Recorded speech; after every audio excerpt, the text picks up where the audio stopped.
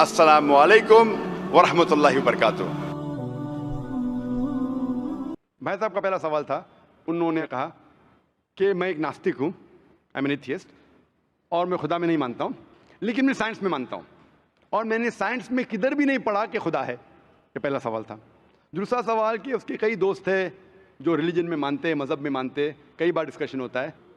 तो मेरे दोस्तों ने कहा कि आप जाकिर से सवाल पूछिए, हो सकता है ज़रूरी नहीं, हो सकता है वो जवाब दे और आप इनके जवाब से मुतमईन हो। तो पहला सवाल उन्होंने पूछा कि साइंस के अंदर material evidence is a must.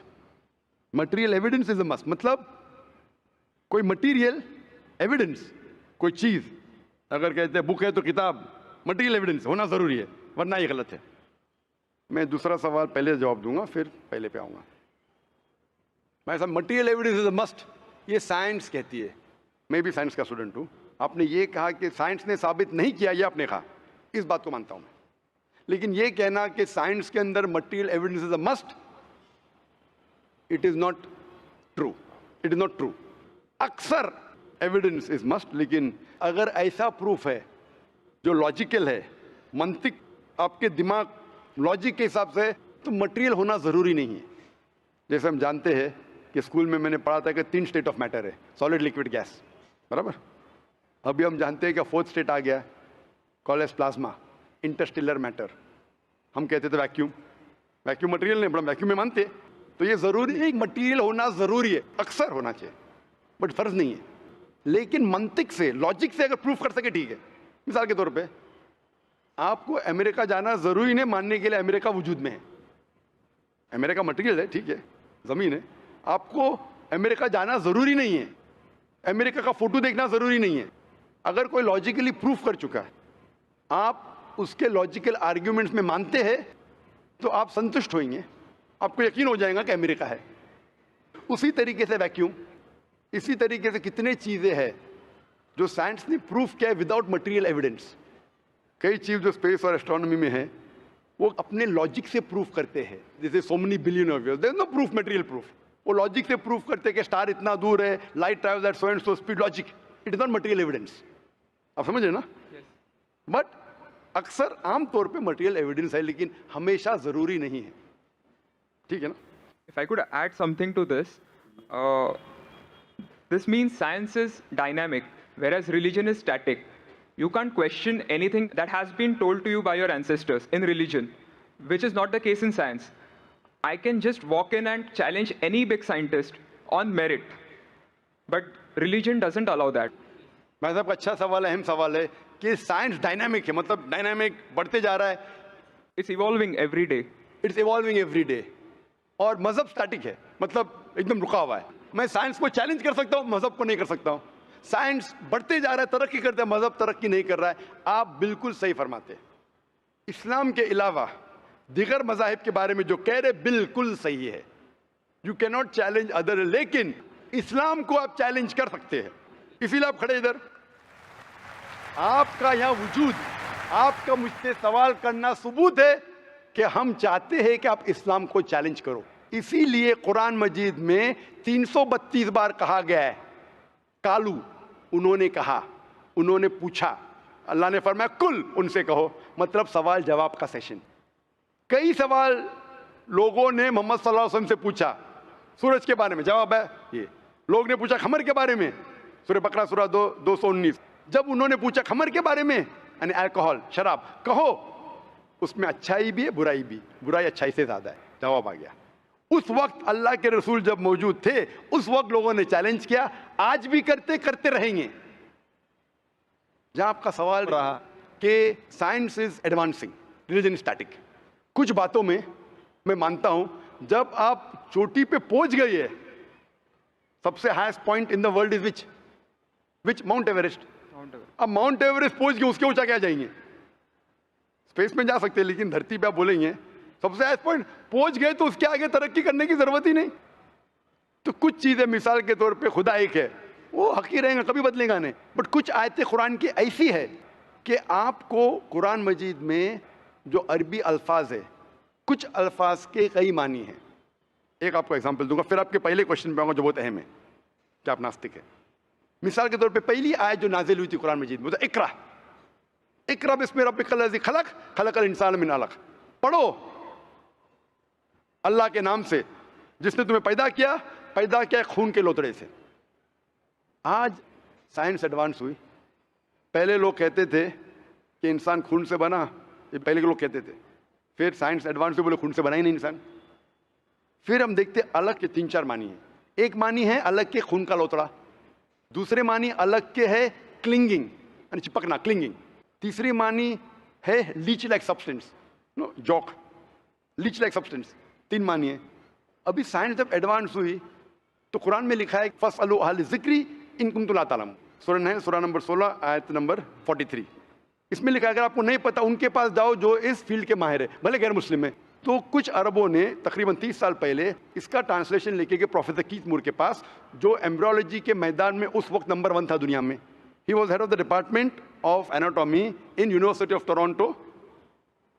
उनके पास जब तर्जुमा लेके गए काफ़ी आयतों के, बोले अक्सर चीज़ें जो कुरान मजीद में एम्ब्रियोलॉजी के बारे में लिखी है 100% सही है, और कई चीज़ें अगर आप मुझे 30 साल पहले पूछते तो मुझे खुद पता नहीं था, लेकिन एक चीज़ इसमें से अब भी मैंने कहता हूँ सही है, ये भी नहीं कहता हूँ गलत है क्योंकि खुद भी नहीं जानता हूँ। एक चीज़ थी आयत इकरा बिस्मि रब्बिकल्लज़ी खलक खलकल इंसान मिन अलक, के पढ़ो अल्लाह के नाम से जिसने तुम्हें पैदा किया एक अलका से, लीच लाइक सब्सटेंस। मुझे पता नहीं कि जब बच्चा पैदा होता है शुरुआत में इन द एम्ब्रियोलॉजी के स्टेज, एम्ब्रियोलॉजी एक साइंस का मैदान है, मेडिसिन का सब्जेक्ट है। मतलब जब बच्चा जब पैदा होता है अपनी माँ की कोख में, पेट में जो मरहले रहते हैं, the stages of human development in the mother's womb is called embryology. तो प्रोफेसर कीथ मूर ने कहा मुझे नहीं पता कि बच्चा जब शुरुआत में जब माँ के पेट में रहता है, एम्ब्रियोलॉजी के स्टेजेस, वो लीच जैसा लगता है। तो क्या किया उसने, माइक्रोस्कोप में, पावरफुल माइक्रोस्कोप में जाके देखा। इनिशियली वो छोटा रहता है, you can't see with any kid I, आप आपके आंख से नहीं देख सकते। और उसने कंपेयर किया जोक के फोटोग्राफ से, लीच के फोटोग्राफ से कंपेयर किया, और वो चौंक गया कि बिल्कुल यकसा है। उस वक्त हमें पता नहीं था, पता लगता है कि कुरान की आयत इकरा बिस्मि रब्बिकल्लज़ी, उस वक्त हम तर्जुमा करते थे खून का लोतरा, खून का लोतरा। पहले लोग यकीन करते फिर बोलते तो गलत है, खून का लोतरा तो है ही नहीं, कुरान गलत है। अब पता चला वो खून का लोतरा उसकी मानी नहीं थी, मानी थी लीच लाइक सब्सटेंस।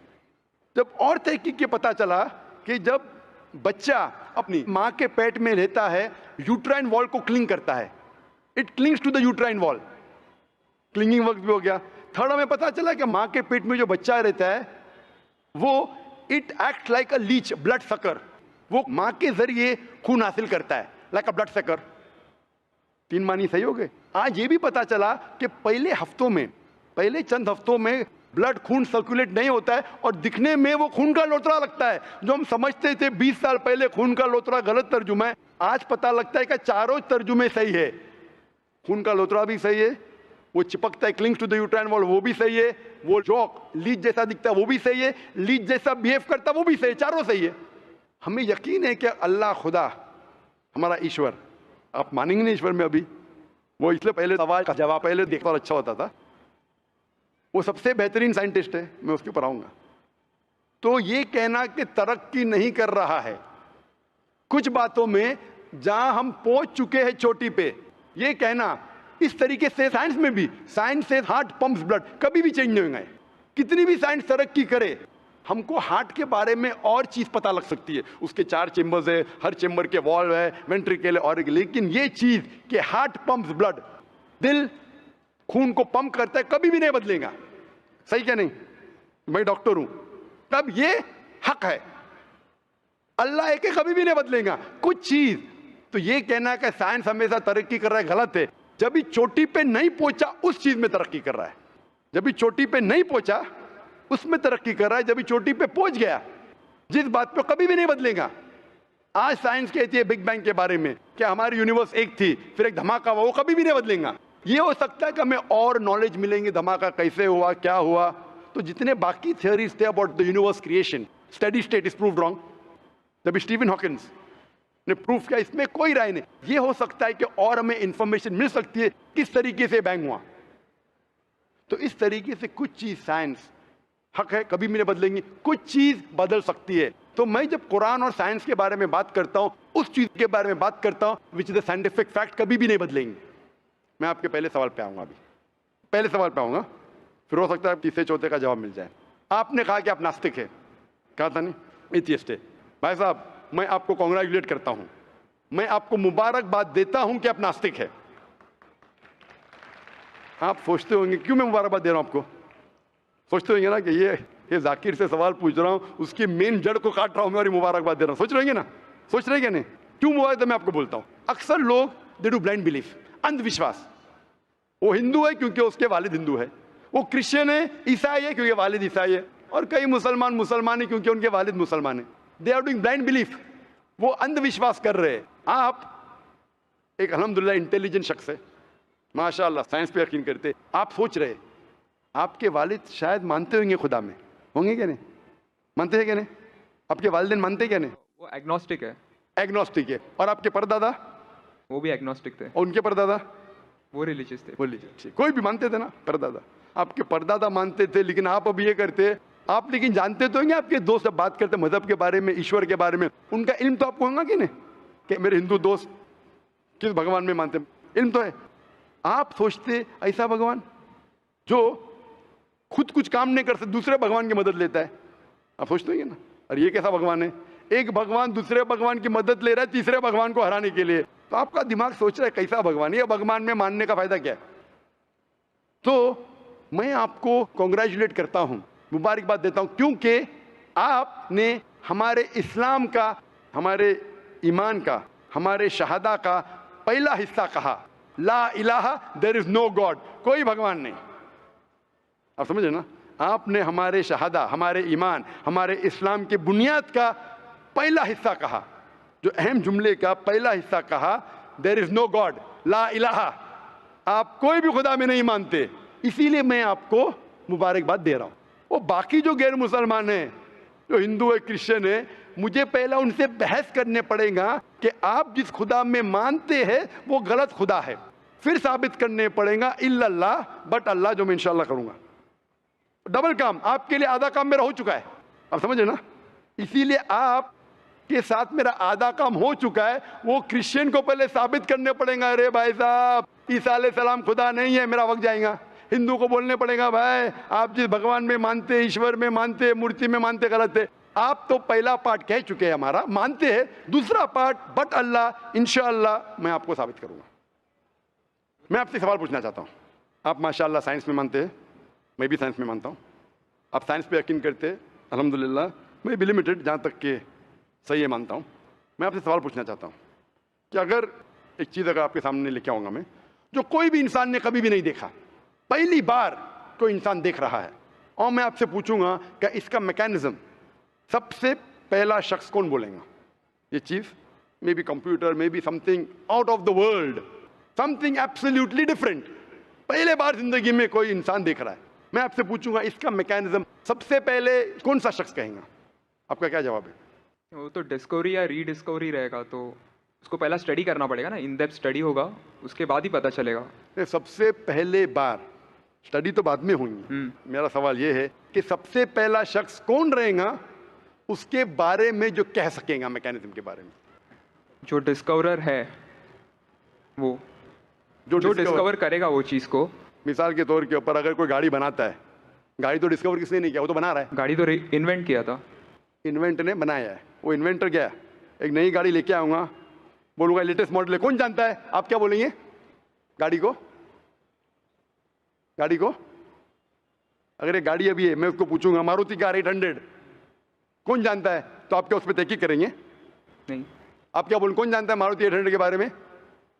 आप तहकीक करेंगे जवाब देने के लिए? तहकीक करने पे तो एक हफ्ता, एक साल निकल जाएगा।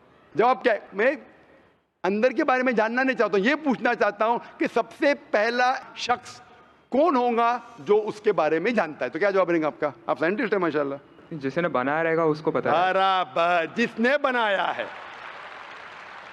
अंग्रेजी में कहेंगे क्रिएटर, मेकर, मैन्युफैक्चरर, इन्वेंटर, जो भी बोलो, लफ्ज का इधर उधर है। बड़ा मानते हैं कि सबसे पहली बार, वो क्या चीज है बाद में डिस्कस करेंगे। अगर कोई चीज आपके सामने आती है जिसका आपको इल्म नहीं है और आपसे पूछा जाएगा कि सबसे पहला शख्स कौन है जो इस चीज के बारे में जानता है, तो जवाब है उसका creator, manufacturer, inventor, maker, producer. तकरीबन मानी एक है। ये जवाब आपके ध्यान में रखिए। अभी मैं आपसे पूछना चाहता हूं, ये कायनात जो है, ये कायनात यूनिवर्स है, ये वजूद में कैसे आई? On its own. Science study कर रहा है। नहीं नहीं नहीं, आपने कहा आप साइंस के स्टूडेंट हैं क्या? नहीं। हाँ हूँ। Big bang, actually big bang theory में मानते हैं। Big bang today is an irrefutable proof for the scientist. There may be some people differing, ऐसा डिफरेंस ऑफ ओपिनियन सब में है, सब चीज में डिफरेंस ऑफ ओपिनियन है।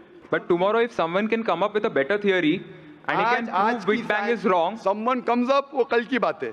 आप तो बोले science advance. as of today, we believe in Big Bang. आज के हिसाब से, कल क्या होगा छोड़ो ना, कल क्या होगा छोड़ो, आज के हिसाब से, आपके इल्म के हिसाब से कायनात कैसे वजूद में आई? Big Bang theory. Big bang theory. ये बिग बैंग थ्योरी मतलब first the primary nebula, there was a big bang, a secondary separation give rise to galaxies, stars, suns etcetera. ये बिग बैंग के बारे में पता कब लगा आपको? कितने साल पहले आपके हिसाब से? कुछ आइडिया है? ईयर तो नहीं पता। नहीं, तकरीबन कितने साल पहले? तकरीबन? No idea. तकरीबन तकरीबन एग्जैक्ट नहीं पूछा, तकरीबन। मुझे या ह्यूमैनिटी को? ह्यूमैनिटी को आपको नहीं, आपको पता चलेगा जब आपने पढ़े। पर उसमें ये भी पता लगता है ना, सबसे पहले किसको नोबेल प्राइज मिला, कौन से साल में मिला, पता है तकरीबन कितने साल पहले? No idea, maybe 30, 40, 50 years. बिल्कुल सही। 30 बोलो, 40 बोलो, 50, मैं आर्ग्यू नहीं करूंगा, मैं आर्ग्यू नहीं कहूंगा। सही जवाब तकरीबन 40 साल है, लेकिन 30 बोलो मैं आर्ग्यू नहीं करूंगा, 50 बोलो आर्ग्यू नहीं करूंगा, 60 बोलो आर्ग्यू नहीं करूंगा, लेकिन 30, 40, 50, 60 है बराबर। ये लफ्ज जो आप कह रहे हैं, ये जो बिग बैंग के बारे में कुरान मजीद में 1400 साल पहले लिखा हुआ है, सूरह अंबिया में, सूरह नंबर 21 आयत नंबर 30 में। अवलम यरल लज़ीना कफरू, क्या वो काफिर नहीं जानते, अन्ना समावाति वल अर्द, ये आसमान और धरती एक थे। अवलम यरल लज़ीना कफरू अन्ना समावाति वल अर्द कानत रतकन फफ्तकनाहुमा, और एक धमाका हुआ और ये अलहदा हुए। Do not the unbelievers see the heaven and the earth were joined together and we close them asunder. अभी this is nothing but the Big Bang theory in a nutshell. जो Big Bang कहती है, this is a nutshell.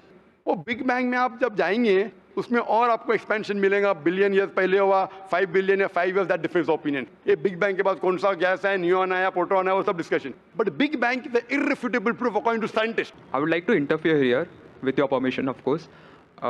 Why does religion need to use science as a walking stick, whereas science never refers to religion? माशाअल्लाह, भाई साहब ने पूछा कि religion को साइंस की वॉकिंग स्टिक क्यों चाहिए, साइंस को रिलीजन की जरूरत ही नहीं है। भाई साहब, रिलीजन को साइंस की जरूरत नहीं है, साइंस को रिलीजन की जरूरत है। इसीलिए Albert Einstein who got a Nobel Prize winner, famous physicist, उसने कहा science without religion is lame and religion without science is blind. That was his personal opinion. I would just like to say one thing. When a doctor... जवाब दिया ना अभी तक? Okay. जवाब complete नहीं। I think it would be better if I just add. No, you can add, but you keep on adding every sentence, the main will go away. Right. Otherwise, every time you can keep on arguing, the whole thing will take 10 hours. For that, we can have a private discussion. Sure. Fine. We'll have private discussion. We'll discuss 1 hour, 5 hours, 10 hours. Tomorrow night you come. Till morning we'll... No problem. Not that I'm running away. Then everyone will think that, why are you giving this person? Is it your personal thing? No. So then, fine. What the main thing is, because if you want to keep on beating, or you can keep on asking counter question, it'll keep on going. No, I don't want to beat around the bush. No, not beating around the bush. Let's get to the main subject first. Let's get to the main subject first. Because when you keep on going, then you miss the whole point. As I was saying, that Albert Einstein, that science without religion is lame, and religion without science is blind. ये Albert Einstein का personal view था. हर scientist का view personal view है. ये science की बुनियाद है, उसका पर्सनल व्यू है, लेकिन वो पर्सनल व्यू को साबित करता है। आप मानो या नहीं मानो, आप ये कहना चाहिए कि वो साइंटिस्ट जो कह रहा है पर्सनल व्यू ने, it is illogical statement according to me. हर साइंटिस्ट का व्यू पर्सनल व्यू है, जाकिर का व्यू भी पर्सनल व्यू है, ये आपका व्यू नहीं है। हो सकता है आप मेरे व्यू से सहमत है या नहीं सहमत है, दिस इज साइंस। इस्लाम को साइंस की जरूरत नहीं है। आप साइंस का सारा क्यों ले रहे? क्योंकि आप साइंस में मानते, इसलिए सारा ले रहा हूं। आप साइंस में नहीं मानेंगे, मैं साइंस का सारा नहीं लूंगा। कुरान की आयत है, कुरान में अल्लाह ताला फरमाते, सूरह इमरान में सूरह नंबर 3 आयत नंबर 64 में, तालू इला कलिमतिन सवाइन बैना बैनकुम, आओ हम उस बात की तरफ जहां पर हम यकसा है। सबसे पहली बात, अल्लाह नअबुदा इल्लल्लाह, कि हम सिर्फ अल्लाह की इबादत करें। वो जो हिंदू पूछता है, मैं हिंदू मजहब की बात कर रहा हूँ, उस टाइम साइंस की नहीं बात किया। वो क्रिश्चियन जो पूछी ईसा अलैहिस्सलाम के बारे में, मैंने बाइबल की बात किया। तालू इला कलिमतिन सवाइन बैना बैनकुम, आओ हम उस बात की तरफ जहां पर हम यकसा है। मैं अगर साइंस की बात नहीं करूंगा, पोइट्री की बात करूंगा, मानेंगे क्या? मैं शेर शायरी करूंगा, बोलेंगे क्या शेर शायर, मैं तो साइंस वाला आदमी हूं। क्योंकि आप साइंस में मानते हो, मैं साइंस की बात कर रहा हूं। मैं वेद कोट कर रहा हूं, नहीं कोट कर रहा हूं। मैं गीता कोट कर रहा हूं, नहीं कोट कर रहा हूं, बाइबल कोट, उधर वेदा कोट किया हूं, गीता कोट किया हूं, उधर साइंस नहीं कोट किया हूं। तो कुरान इज अ मास्टर की, सारे ताले की चाबी है, चाहे वेद हो, चाहे बाइबल हो, चाहे भगवत गीता हो, चाहे साइंस हो। लिटरेचर पोइट्री पे भी कर सकता हूं, लेकिन आप पोएट है नहीं, वैसा तो मैं भी नहीं हूं। आपने कहा साइंस का सहारा किधर ले रहे? मैं सहारा ले रहा हूं आपको समझाने के लिए। आप बोलेंगे अब हिंदी में क्यों बात, हिंदी समझते, जर्मन में बात करो आप समझेंगे क्या? नहीं समझ, मैं भी जर्मन नहीं जानता हूं, क्योंकि आपने कहा कि I am a man of science. आप अगर नहीं कहते तो साइंस की बात करता ही नहीं था। तो ये सवाल आप ये सवाल करते जा सकते, इट इज जस्ट डाइवर्जन। आप अगर साइंटिस्ट से ये सवाल कर रहे, अगर ये गांव का आदमी मुझे सवाल किया तो भानु भी, आप अपने आप को साइंटिस्ट कह रहे, फिर बोलते साइंस का सहारा क्यों ले रहे? क्योंकि आप साइंस में मानते। मेरा सवाल था कि ये चीज कुरान में किसने लिखा बिग बैंग के बारे में आपके हिसाब से? ये कुरान 1400 साल पुराना है, ठीक है? ये कुरान में किसने लिखा? I have no idea. I haven't read Quran. नहीं, लेकिन मैं हवाला दे रहा हूं ना, और आप तर्जुमा पढ़ सकते हैं। मैं झूठ नहीं बोल रहा हूं। Maybe Prophet Muhammad. Maybe Prophet Muhammad. May be हो सकता है, ठीक है, I don't know. May be, ठीक है, सही है गलत, मे बी। ये दुनिया जो हमारी है, दुनिया का शेप क्या है? What is the shape of this earth? Circular. सर्कुलस, Circle. It's Correct ovoid. है। Ovoid. जियोस्फेरिकल। मैं जरा मदद कर रहा हूं, क्योंकि मैं जरा साइंस के डिग्री में जरा हायर लेवल हूं, मैं डॉक्टर हूं। आपकी डिग्री क्या पता नहीं, मैं साइंस स्टूडेंट हूं, तो मदद करना हर इंसान का फर्ज है। सर्कल मतलब फ्लैट है, it should be spherical, you should say. Better than spherical is geospherical, exact, correct ना? सर्कल करेक्ट है कि जियोस्फेरिकल करेक्ट है? You are right. Geospherical, ovoid भी करेक्ट है, जियोस्फेरिकल। ये कभी पता चला आपको? कितने साल पहले? नहीं पता, मैं आपकी मदद करूंगा, क्योंकि मैं भी साइंस का स्टूडेंट हूं, इस्लाम के अलावा साइंस का स्टूडेंट भी हूं। ये सबसे पहले जो इंसान ने जाना और साबित किया कि the world is spherical is Sir Francis Drake. सन 1577 में जब दुनिया के गोल वो सेल किया, उसने साबित किया कि दुनिया गोल है। कुरान मजीद में अल्लाह ताला फरमाते सूरह नाज़ियात में, सूरह नंबर 79 वर्स नंबर 30 में, वल अर्द बाद ज़ालिका दहाहा, और हमने इस अर्थ को, इस जमीन को दहाहा बनाया। दहाहा अरबी लफ्ज है जो आता है धुइया से, जिसका मतलब एग शेप। और हम जानते हैं earth completely round like a ball ने, it is flatten from the poles, geospherical shape. और ये धुइया है, ये आम अंडा नहीं है, it is an egg of an ostrich, शतुरमुर्ग का अंडा है। और अब शतुरमुर्ग का अंडा देखेंगे, इट इज जियोस्फेरिकल शेप। तो कुरान मजीद में 1400 साल पहले कौन लिख सकता है कि द अर्थ वॉज जियोस्फेरिकल शेप? मेरा सवाल है, कौन लिख सकता है? उस वक्त कौन जानता था? ये पता कब लगा? 400 साल पहले। तो 1400 साल पहले कौन लिख सकता है?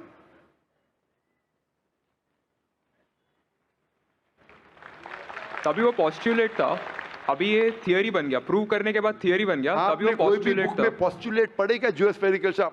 आप अगर स्टूडेंट ऑफ साइंस है, मैं भी स्टूडेंट ऑफ साइंस है, अगर आप गलती करेंगे तो मेरा फर्ज होता है कि आपको सुधारूं। There was no postulate, there was a hypothesis. Probably it was not documented. It was a hypothesis, it is spherical but no proof.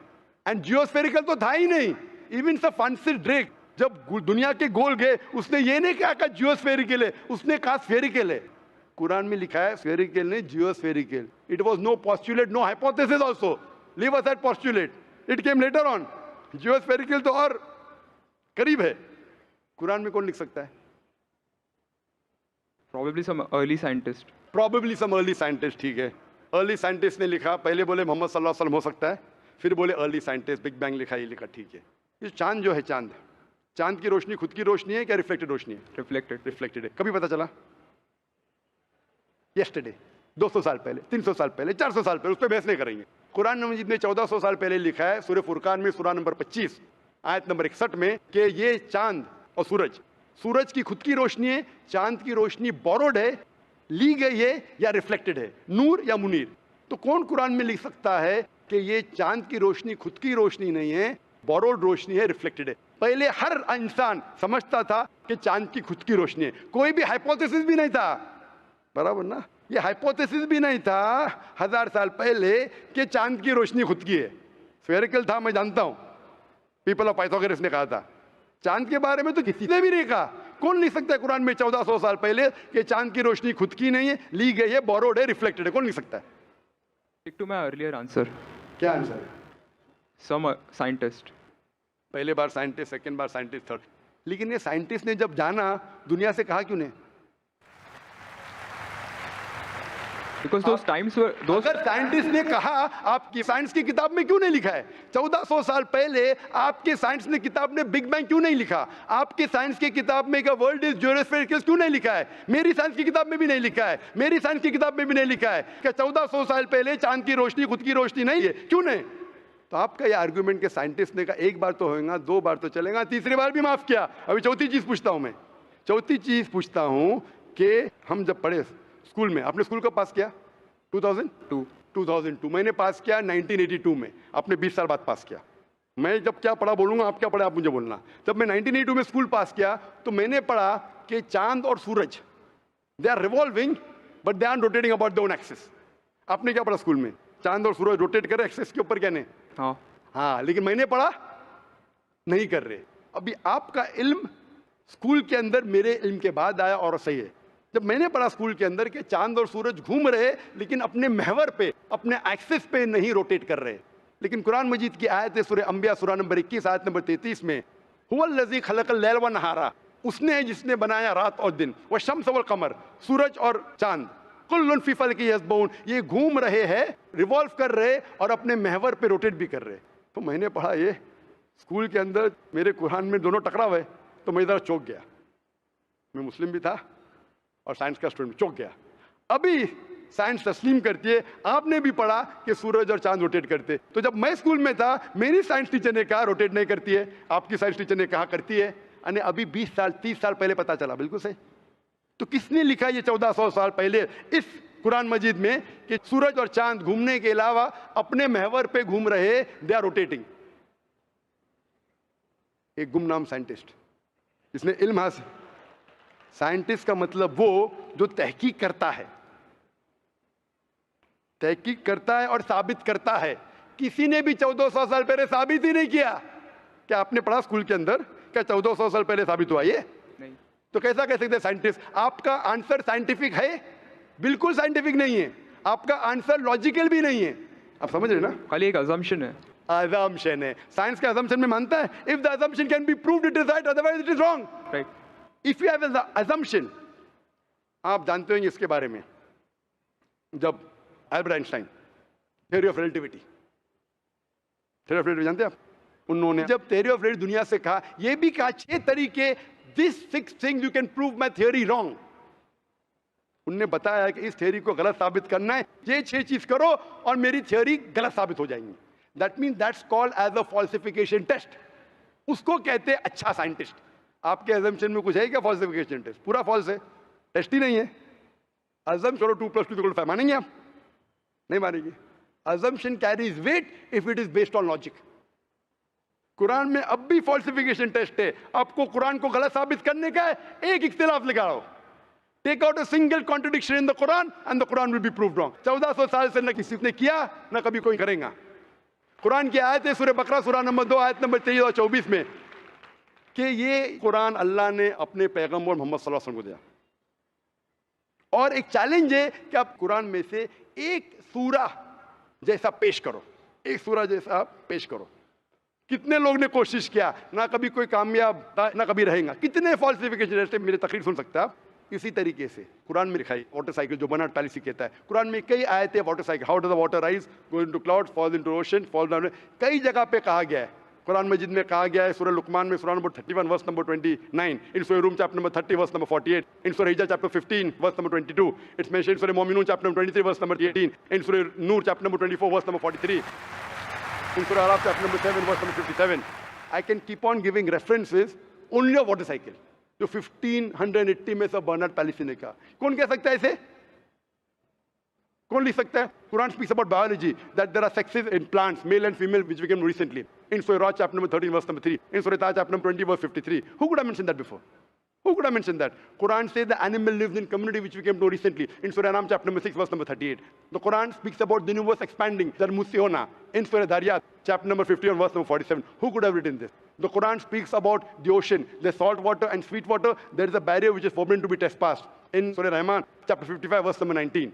The Quran speaks about embryology. The Quran speaks about genetics. The Quran speaks about how the mother's womb, the 3 waves of darkness. The Quran speaks about fingerprinting method. That when the unbelievers say that how will Almighty God resurrect us on the day of judgment when our bones have been buried away and gone to the dust? Almighty God says, not only can He reconstruct your bones, He can even reconstruct your very fingertips. Fingerprinting method was first found by Sir Francis Galton in 1880. Quran mentions 14. Who could have mentioned this? Who could have mentioned this in the Quran? Do you know your early answer? What was the early answer? What was the early answer? Some anonymous scientist. That was my earlier answer. No, then you modified. Then you modified. What did you say after that? Some scientist. You are forgetting. Do you want me to show you a recording? Earlier I said it was No, then I corrected. That Maruti car कौन बोलेगा? आपने क्या कहा? a manufacturer. Manufacturer, creator, maker, inventor. That is the correct answer. वो scientist तहकीक करेगा, discover करेगा, would be the second. Number 2. The manufacturer may be a scientist or may not be a scientist. Manufacturer is first. The person who does research on it is the second person. The researcher can discover it, but the real word is manufacturer, creator, inventor, not scientist. There are many non-scientist people who make table chair. Scientist थोड़ी बनाता है, carpenter बनाता है. तो carpenter को पता है कि चेयर कैसे रखना चाहिए, बराबर ना? एक स्पेशल चेयर कारपेंटर ने बनाया, साइंटिस्ट थोड़ी है. ऐसे 2 पैर की चेयर जो गिरती नहीं है, कारपेंटर है. He is a manufacturer. तो ये कुरान भी किसने लिखा? इस कायनात के मैन्युफैक्चरर ने, इन्वेंटर ने, मेकर ने. इस मेकर, इस इन्वेंटर, इस जो क्रिएटर है, हम अरबी में कहते हैं अल्लाह, इंग्लिश में लोग कहते हैं गॉड. इसीलिए आज की science, they are not eliminating God, they are eliminating models of God. That's the reason Francis Bacon, a very great philosopher and scientist, he said that little knowledge of science makes you an atheist and in-depth knowledge of science makes you a believer in God. आज की science is not eliminating God, they're eliminating models of God. La ilaha illallah. So the more science you know, shallow knowledge of science will make you an atheist. In-depth knowledge of science will make you a believer in God. But you will start thinking, this thing cannot be God. A God who can be killed, a God who can die, a God who requires help from a second God. Then you are eliminating, this cannot be God, this cannot be God. La ilaha, no God, no God. But Allah, the creator of this universe, the manufacturer of this universe, the inventor of this universe. So the answer with the help of science. There is no way you can scientifically prove the existence of God except with the help of the Quran. With the help of the Quran, you can scientifically prove the existence of God if he is a true scientist and if unbiased. If he is biased, yet he may keep on beating on the bush. If he is unbiased, and if he truly has knowledge of science, like many questions you told, you gave me wrong answers, I helped you, then you agreed with it. So a person who has true knowledge of science will agree that there is one God, which we call as creator, which we call as sustainer, which we call as maker. In Arabic, we say Allah. Just a final question. Before the final question, do you agree that the author of this is the inventor, the manufacturer of the creation of the universe? You may not know his name. Name is not important. Quran says in Surah Isra, chapter 17, verse 110, قُلْ ادُ اللَّهُ وَالرَّحْمَنَ أَيَّمَا تَدْعُوا فَلَهُ الْأَسْمَاءُ الْحُسْنَى. Say, call upon him by Allah or by Rahman. Whichever name you call upon him, to him belong the most beautiful names. Final question will come later on. Let's handle one question. See, asking question is very easy. Agree it is right or wrong. Teacher ने ये नहीं कहा कि पहला right है कि wrong है. तीसरे पे चौथे पे जा रहा है. I'm a person who believes in doing few things but properly. I'm a scientist. I don't know whether you're a scientist or not, though you claim to be. I'm not a scientist. I never said I'm a scientist. said I've you're a said I'm a student. student of science. Fine. Student of science means not a good scientist, but scientist. But छोटा मोटा है ना. Student of scientist will not be a geologist. A student of science is not expert. So we believe in at least solving one thing properly rather than jumping on 20 things. Correct? So I'm asking you, do you agree that the author of this Quran is the inventor, is the maker of this universe? No, because I believe, I assume. It is not the question of assumption. I asked you so many questions. You kept on giving the answer. But 2 plus 2 is equal to 4, agreed. 4 plus 2 is equal to 6, you agree. 6 plus 2 is equal to 8, you agree. No, but 2 plus 2 is not equal to 4. You already said 2 plus 2 is equal to 4. I don't know who wrote Quran. Fine. I'm not asking who wrote. Who could have mentioned it? You agreed with it has to be the creator. You don't know the name. I'm not asking you the name. I'm telling you about the entity. Name is not important. So you believe there's an entity that created the world? Correct. Just 1 minute, just 1 minute. Wait. There's a, Wait. I don't believe, whether I believe or not is not important. You agreed with it. That entity you called as the creator, as the manufacturer. Let's not jump to a second question. Whether I agree or not is irrelevant now. You said that. And I proved with your statement what you call him is secondary. With all due respect, please don't put words in my mouth. You said, didn't you say creator? Not Didn't in you this say inventor context. for the car? For the car. Yeah, it was context specific. I asked you something which you don't know about. Who would say? Again, you went to the same answer. The inventor, the manufacturer. So this also, the author has to be the same. When you say A plus 2 is equal to 4, A becomes A plus 2 is equal to 4. So A is equal to 2. 2 you minus from here, 4 minus 2, A is equal to 2. No, but I never said it is equal to 2. But you agreed A plus 2 is equal to 4. So as a scientist, I have to agree with you. You said A is equal to 2. That means you don't know math, so it's not worth talking about science. You agreed with it that the person is a creator. It's being recorded on so many cameras. I think more than 25 cameras. And you are saying I'm putting words in your mouth. No, you are laying allegation against me. As though I'm telling a lie. But am I telling a lie? I'm not saying that. So it is simple. It's simple equation. If you cannot believe in this equation, then what is the discussion? What is the use of talking about science? That means you're not a student of science also. Leave us as scientist. You have to agree what you say. If you backtrack, then we are wasting time here. If you made a mistake, you say you made a mistake. If you agree, you have to agree. You can't just because you are being proved something which you didn't want to be proved, that means you're not truthful to yourself. That means you're shooting and then drawing the bullseye. You understand? If you got the answer by a technique I use using science, now because the answer is so easy, you are not accepting it because it goes against your assumption. In science, if the experiment goes against your assumption, you change your assumption, right or wrong? So why are you changing your assumption? That means you're not a scientist. You can make an assumption, you do experiment. If it matches your assumption, it is right. If it doesn't match, you change your assumption. So do you change your assumption or not? I believe the creator are natural forces. Forget which force it is. There is a creator or not is my question. What do you want to discuss first? Point number 1, we have to believe there is a creator. Finish. In an abstract sense, yes. Whether abstract or physical, we'll discuss tomorrow. Is there a creator or not? But then the question is, Don't ask me a second question, please. You are the longest we have given you time. Don't take advantage of because there are so many people standing in the queue there. Let's not waste time. I want to finish it within less than a minute. okay, fine. Is there creator or not? Do you agree, yes or no? Whether abstract or not, we'll discuss tomorrow. Tomorrow means not tomorrow. Tomorrow means if you want to discuss, inshallah, in my cabin after the lecture gets so 11 o'clock onwards, no problem. For 1 hour, 2 hours, 5 hours, 10 hours, I will give you time. After 11 p.m. Done? That means we believe there's a creator. This creator, what we call in Arabic, we'll discuss after. We Muslims in Arabic call as Allah. Some people call as God. So now when you know the true picture of the God, the false picture is removed. So now there is no God but Allah. And what is the more details of Allah? You can see my DVDs. I'll give it to you on the concept of God in various religions. That will give you more knowledge. And my cassette is the Quran God's Word. I request the volunteers to give him a DVD of Is the Quran God's Word. Then we'll discuss more qualities of God after. Hope that answers the question.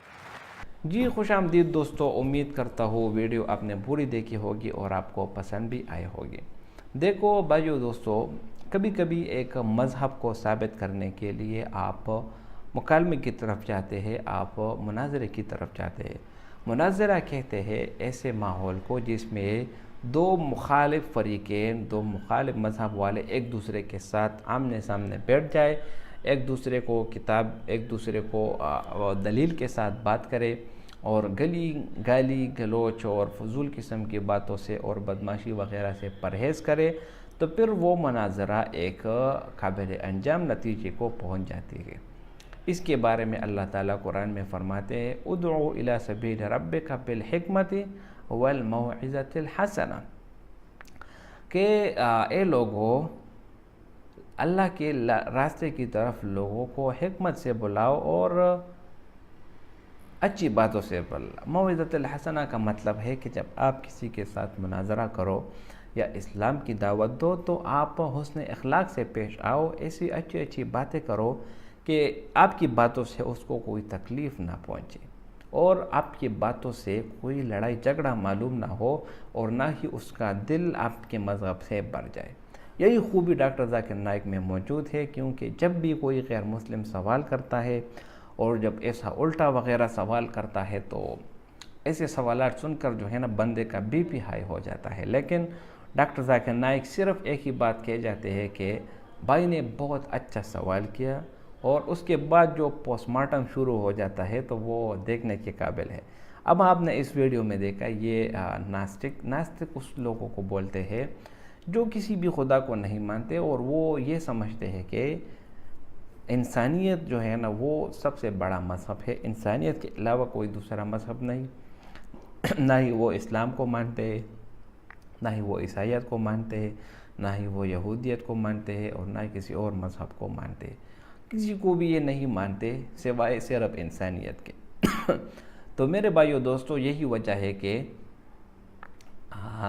ऐसे लोग कभी कभार इस्लाम की तरफ भी आ जाते हैं, क्योंकि जब कि कोई किसी भी खुदा पर यकीन नहीं रखते तो डॉक्टर जाकिर नाइक कहते हैं कि मैं हमेशा से कहता हूँ कि नास्तिक वो लोग जो किसी भी खुदा पर यकीन नहीं रखते, तो वो इस्लाम का पहला फ़िक्रा मुकम्मल कर देता है, ला इलाहा, कि कोई माबूद मौजूद नहीं, कोई भी मौजूद नहीं, सिर्फ़ और सिर्फ अल्लाह की ज़ात मौजूद है।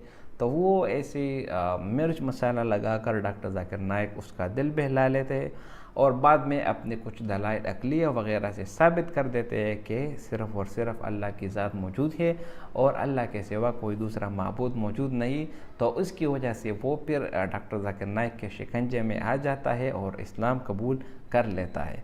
अभी आप ये वीडियो देखा, बहुत लंबी वीडियो चली और मुख्तलिफ़ किस्म के सवालात हुए। कभी डॉक्टर जाकिर नाइक ने उसको टफ़ टाइम दिया और कभी उस बंदे ने डॉक्टर जाकिर नाइक को टफ़ टाइम दिया। ऐसा टफ़ टाइम मिलना और ऐसी सवालात करना कि आप भी हैरान हो जाए और सवाल करने वाला भी हैरान हो जाए, तो ऐसा मुनाज़रा बहुत दिलचस्प हो जाता है और बहुत अच्छे नतीजा खेज़ मरहले में जो है ना वो गुज़र जाता है। अभी ये बंदा जो सवालात करता है, ये कभी कभार ऐसा सवालात कर देता है कि जिस डॉक्टर जाकिर नाइक को भी हैरान कर देता है कि अब इसको मैं क्या जवाब दूँ। और ऐसे बहुत सारे मुनाज़रे आपने देखे होंगे कि जिसमें एक नास्तिक जो किसी भी मज़हब में यकीन नहीं रखता, वो कुछ अजीब किस्म के सवालात कर देता है, जिसको फिर डॉक्टर जाकिर नाइक जवाब दे देते हैं और जवाब देने के साथ ही जो है ना हाल में तालियां बज जाती है और लोगों का जो सुरूर और जो खुशी होती है वो देखने के काबिल हो जाती है। तो जब नास्तिक किसी भी मज़हब को नहीं मानता तो उसके लिए तो जो जवाब है वो तो डॉक्टर जाकिर नाइक ने दे दिया, लेकिन उसके बारे में मेरा एक जवाब यह है, आप अगर अकल इस्तेमाल करें तो कुरान में अल्लाह ताला फरमाते हैं लौ कान फ़ीहिमा आलिहतुन इल्लल्लाहु लफ़सदता, कि अगर अल्लाह ताला के सिवा कोई दूसरा माबूद दुनिया ज़मीन और आसमान में हो जाता तो इसमें फसाद शुरू हो जाता। जबकि आप देख रहे हैं कि ज़मीन और आसमान दोनों का निज़ाम सही तरीके से चल रहा है, दोनों का निज़ाम में कोई दरहम बरहम नहीं हुआ, तो ये बात इस बात की दलील है कि दुनिया में सिर्फ़ और सिर्फ एक खालिक माबूद मौजूद है और वो है अल्लाह ताला। क्यों? क्योंकि कोई तब्दीली नहीं आई, कोई दरार नहीं हुआ, ना ही आसमान गिरा, ना ही ज़मीन गिरी, ना ही पहाड़ गिर पड़ा। देखो, अगर दो खुदा मौजूद होते तो फिर क्या हो जाता, एक कहता कि मैं बारिश करता हूँ, दूसरा कहता कि नहीं मैं नहीं करता। एक कहता मैं धूप निकलवाता हूँ, दूसरा का मैं जो है ना बादल जो है ना वो निकलवाता हूँ। तो इससे आपस में लड़ाई झगड़ा हो जाता है और ये बात इससे निज़ाम जो है ना वो बरहम हो जाता। तो नास्तिक के लिए मेरा यही पैगाम है कि जब आप किसी भी मज़हब पर यकीन नहीं रखते तो कम से कम अल्लाह ताला ने आपको अकल दी है, आपको शऊर दिया है, आप अपनी अकल से भी साबित कर सकते हैं कि वाकई दुनिया को चलाने वाला कोई एक मौजूद है।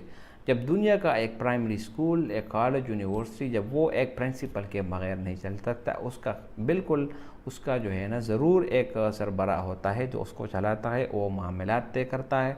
तो इसी तरह ये पूरी दुनिया, ये पूरी कायनात, ज़मीन आसमान और ये बहुत बड़ा निज़ाम, ये भी कोई ना कोई चला रहा है। कोई है जो इसको चलाता है, कोई है जो इसकी निगरानी करता है, कोई है जो इसके उम्र का ख्याल रखता है, और वो है अल्लाह ताला।